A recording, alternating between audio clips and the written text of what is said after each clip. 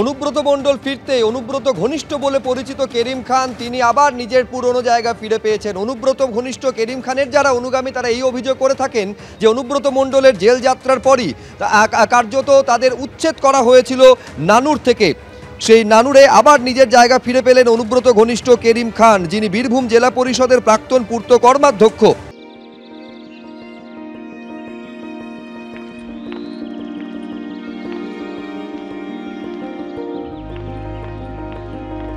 অনুব্রত বাড়ি ফিরতে রাতে এলাকার দখল নিলেন করিম খান।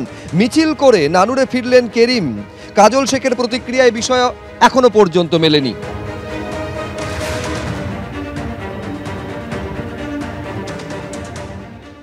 মিটিং মিছিল অনুব্রত মণ্ডল ঘনিষ্ঠ যারা ছিল অবশ্যই তারা মিটিং মিছিল করতে শুরু করবে, কারণ তারা প্রথম থেকে দলটা করে আসছে।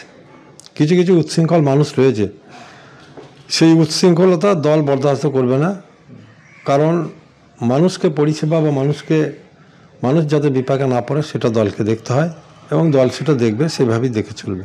অতএব অনুব্রত মণ্ডল যখন ফিরে এসে তখন পুরনো ছন্দে এসে যেভাবে দল চলছিল আগে, মানুষের কাছে গ্রহণযোগ্যতা ছিল মানুষটার, সেটা থাকবে এবং সেই পুরনো মানুষগুলোকে আবার দেখা যাবে অবশ্যই। একটা জিনিস যেটা হচ্ছে যে আপনাকেও দীর্ঘদিন আপনার তৈরি বাসপাড়া যে পার্টি আছে সেখানেও দেখা যায়নি, এবার কি সেখানে দেখা যাবে? অবশ্যই দেখা যাবে। আমরা বিভিন্ন কাজে ব্যস্ত ছিলাম, তারপরে অনেক জায়গায় আমাদের কাজ ছিল, কাজের ফলে আমরা পার্টি অফিস যেতাম না। অবশ্যই পার্টি অফিস যাবো। জ্যেষ্ঠদাকে আমরা 2 বছর থেকে 2.5 বছর পর্যন্ত দেখতে পাই নাই। 2.5 বছর পর তেনাকে দেখতে পেয়ে আমরা অত্যন্ত খুশি, খুব খুশি, দিল মানে বুক ভরা খুশি, আমরা অত্যন্ত খুশি। এতদিন কি পার্টি অফিসে যেতে পেতেন না? না, যেতে হবে। এবার কি পার্টি অফিসে যাবেন? এবার পার্টি অফিস যাবো, খুব খুশি করে যাবো। এবার কেন যেতে পারতেন না? যেতে পারি নাই তখন, অন্যরকম একটা ছিল, সেভাবে ভয় আমরা যেতে পারিনি। কারণ আমরা অনুব্রত মণ্ডল, ওনার ছোট ভাই করিম খান, ওনার আমরা সৈনিক। আমরা ধরেন আজকে যেরকম খুশি করছি যেন এই খুশিটা চিরস্থায়ী থাকে। আর যেসব শয়তানও করছিল আজকে তাদের মুখটা পুড়ে গেল, বুঝলেন। আজ দীর্ঘদিন পার্টি অফিস আমরা অনুরাগে যাই নাই, আমাদের দাদা নাই, যাই নাই। এবার তো 100%-এর মধ্যে 100%ই তো যাবো। আমাদের পার্টি অফিস আমরা যাব না। অনুব্রত মণ্ডল জেলায় ফিরতে নিরাপত্তার আরও কড়াকড়ি। পুরনো সিসি ক্যামেরা সরিয়ে আরও বেশি পরিমাণে নতুন সিসি ক্যামেরা বসানো হলো।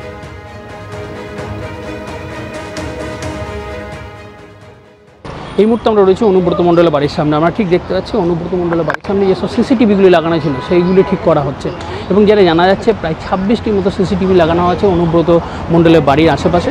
এবং যেটা প্রশাসন সূত্রে জানা যাচ্ছে অনুব্রতকে ওয়াই ক্যাটাগরি সিকিউরিটি দেওয়া হয়েছে, এবং তার জন্য এই সিসিটিভিগুলি ঠিক করা হচ্ছে। যেসব সিসিটিভিগুলি ঠিক হবে না সেগুলি নতুন সিসিটিভি লাগানো হচ্ছে। এবং যেটা এই মুহূর্তে আমরা দেখতে পাচ্ছি যে একাধিক সিসিটিভি সেগুলো ঠিক করার কাজ চলছে বা পরিবর্তন করা হচ্ছে। এবং অনুব্রত মণ্ডল এই মুহূর্তে তার যে নিচুপটি বাড়ি সে বাড়িতে রয়েছেন, এবং তার জন্য তার নিরাপত্তা ব্যবস্থা কঠোর করা হচ্ছে। একইভাবে পুলিশি ব্যবস্থাও কঠোর করা হয়েছে, যেটা প্রশাসন সূত্রে জানতে পারছি যে পুলিশ ত্রিস্তরীয় নিরাপত্তা ব্যবস্থা করা হয়েছে। এবং পুরো বিষয়টির উপর নজরদারির জন্য এই সিসিটিভিগুলিকে লাগানো হয়েছে। এবং যে অনুব্রতর পুরো বাড়িতে 26টি মতো সিসিটিভি লাগানো আছে, কিন্তু এর মধ্যে অধিকাংশ সিসিটিভি খারাপ হয়েছে, যেহেতু গত 2 বছর ব্যবহার হয়নি সিসিটিভিগুলি। এবং একইভাবে নতুন করে প্রায় 10টির মতো সিসিটিভি লাগানো হচ্ছে তার বাড়ির আশেপাশে, এবং তারই কাজ চলছে। আজ বিকাল থেকে সেই সিসিটিভি নতুন করে লাগানোর কাজ চালু হয়েছে। এবং একটা জিনিস খুব পরিষ্কার যে অনুব্রত মণ্ডল যত দিন এখানে থাকবেন, অর্থাৎ বোলপুরে রয়েছেন, তার নিরাপত্তা ব্যবস্থা কঠোর করা হচ্ছে।